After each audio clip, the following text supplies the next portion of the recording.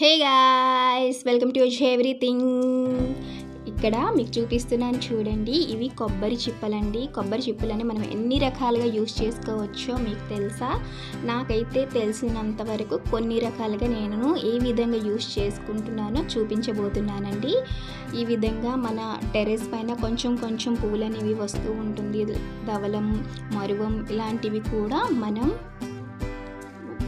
మొక్కలకి కొంచెం కొంచెమే వస్తుంది కదా, వాటిని తీసుకోవడానికి ఈ విధంగా కొబ్బరి చిప్పలని యూస్ చేసుకోవచ్చు. ఇది ఎంగిలి కానివి కదా, అందుకని చెప్పి ఈ విధంగా కూడా మనం పువ్వులను కానీ పత్రిని కానీ కూడా తీసుకోవచ్చు అన్నమాట.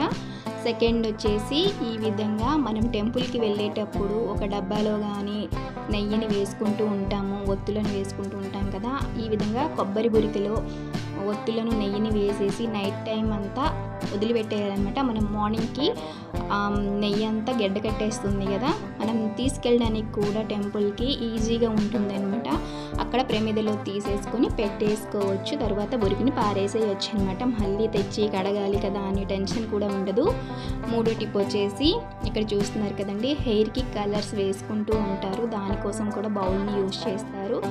బౌల్ని యూజ్ చేసి మళ్ళీ దాన్ని కడగాలి అని శ్రమ కూడా లేకుండా ఈ విధంగా కొబ్బరి బురికిలోనే కలిపేసుకొని హెయిర్ డ్రై వేసేసుకొని మనం పారేసుకోవచ్చు అనమాట. యూజ్ అండ్ త్రోగా కూడా మనకి వస్తుంది కదా.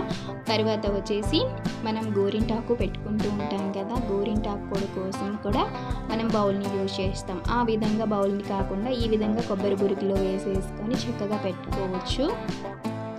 మనకి మళ్ళీ కడగాలి అనే శ్రమ కూడా ఉండదు అనమాట. చూస్తున్నారు కదా, ఈ విధంగా కూడా మనం యూజ్ చేసుకోవచ్చు. కావాలంటే మనం కడిగి కూడా యూజ్ చేసుకోవచ్చు, అది మన ఇష్టం అనమాట. ఈ విధంగా గోరింటాకును కూడా పెట్టేసుకోవచ్చండి. తర్వాత వచ్చేసి ఇక్కడ చూపిస్తాను చూడండి, బియ్యం పిండిని వేసుకొని మనం బయట ముగ్గులు వేసుకుంటూ ఉంటాం కదా, ఈ విధంగా కూడా కొబ్బరి బురికల్ని మనం యూస్ చేసుకోవచ్చు అనమాట, ముగ్గులు వేసుకోవచ్చు. తర్వాత వచ్చేసి కలర్స్ ముగ్గులను కూడా వేసుకుంటూ ఉంటాం కదా, ఈ విధంగా ఎన్ని కొబ్బరి చెప్పులు ఉంటే అన్ని కలర్స్ని కూడా ఒక ప్లేట్లో పెట్టేసుకొని అన్ని కొబ్బరి బురుకులు పెట్టుకొని అన్ని కలర్స్ని పెట్టుకొని కూడా మనం యూస్ చేసుకోవచ్చు. దాని కూడా కోసం కూడా సపరేట్గా డబ్బాలు ఏమీ అవసరం లేదనమాట. తర్వాత వచ్చేసి ఇక్కడ చూపిస్తున్నాను చూడండి, అక్షంతలకు కూడా మనం ప్లేట్లో కలుపుతూ ఉంటాం కదా, ఈ విధంగా కొబ్బరి బురికిలోనే అక్షంతలను కూడా కలుపుకోవచ్చు. కొబ్బరి బురికిలు కూడా ఎంగిలి కానివి కదా, అందుకని చెప్పి అక్షంతలు కూడా కలిపేసుకోవచ్చండి. ఈ విధంగానే గడపకి కూడా మనం పసుపు కుంకుమ పెట్టుకోవడానికి కూడా కొబ్బరి బురికల్ని యూజ్ చేయవచ్చు.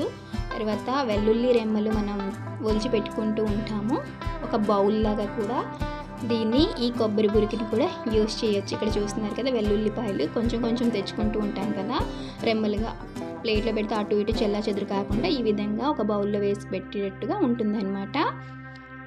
తర్వాత వచ్చేసి మనం స్టోర్ చేసుకుంటూ ఉంటాం కదా, ఎక్కువ క్వాంటిటీలో రవ్వని, పిండిని ఇలాంటివైనా, దానికోసం అని చెప్పి స్పూన్ కానీ గరిటెలు కానీ పెడుతూ ఉంటాం, యూజ్ చేస్తూ ఉంటాం. ఈ విధంగా కూడా మనం కొబ్బరి బురికల్ని యూజ్ చేసుకోవచ్చు.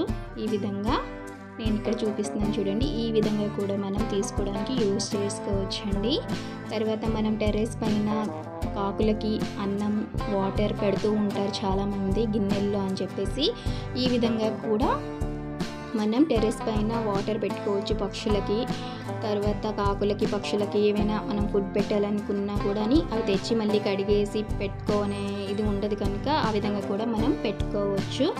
తర్వాత వచ్చేసి ఇక్కడ చూపిస్తున్నాను చూడండి, దేవుని దగ్గర మనం ధూపం వేసుకుంటూ ఉంటాం కదా, అది ఆ చిన్న ప్లేట్లో పెట్టేసుకొని కూడా పడిపోతూ ఉంటుందన్నమాట. ఈ విధంగా కొబ్బరి బురికలో పెట్టుకున్నాం అనుకోండి, కింద స్టాండ్ పెట్టుకొని పడినా కూడా ఒక విధంగా అందులోపలే ఉండిపోతుంది. మనం క్లీన్ చేసుకోవడానికి కూడా చాలా ఈజీగా ఉంటుందన్నమాట. చూస్తున్నారు కదా, ఈ కొబ్బరి బురికల్ని అయితే ఇంకా చాలా రకాలుగా యూజ్ చేసుకోవచ్చు. నేనైతే ఇంతవరకు చెప్పాను.